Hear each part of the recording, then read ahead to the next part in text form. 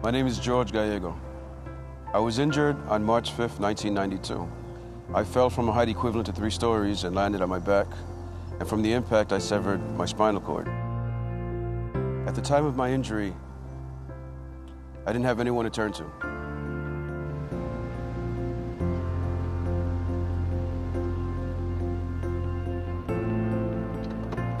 Through racing, I became empowered and realized I could use that as a tool to help mentor other people with spinal cord injuries.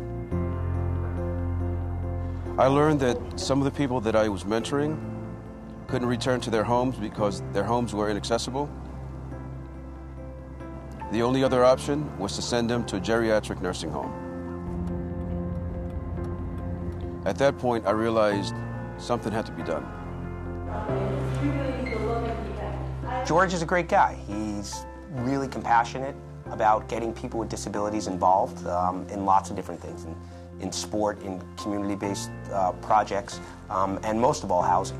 Can you put a presentation together and show me what you're talking about? And, you know, I'm hearing one side from the city. I'd like to hear what your side is on. His compassion is just contagious, and you want to be able to help him out and push his issues along and make sure that he's doing the right thing and getting people with disabilities what they need out of life. How do you see the waiver program benefiting Wheels of Progress?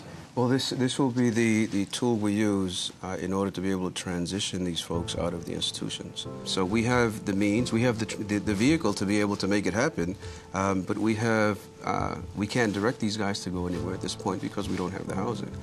So what do we need to do? We have to create housing.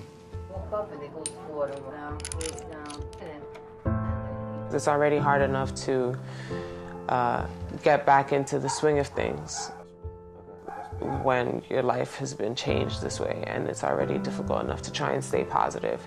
It's difficult enough to try and find resources out there. And keeping someone basically imprisoned in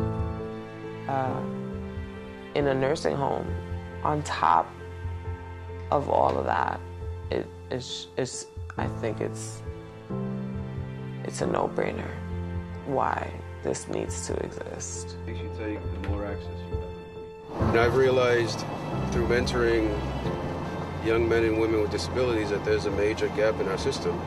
And I feel a connection with this group, with a group of folks that end up going to institutions or are at risk of going to an institution. So I feel driven to help them.